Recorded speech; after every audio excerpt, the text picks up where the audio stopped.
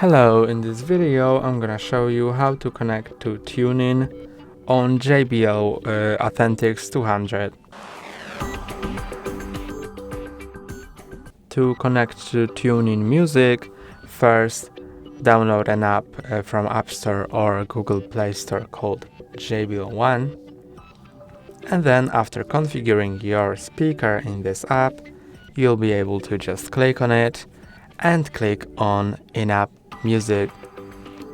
Then to connect to TuneIn, click on a plus and click on TuneIn, and here you can find local radio stations and you can click on them to play them on your speaker. That's all for today. Don't forget to like and subscribe. See you next time.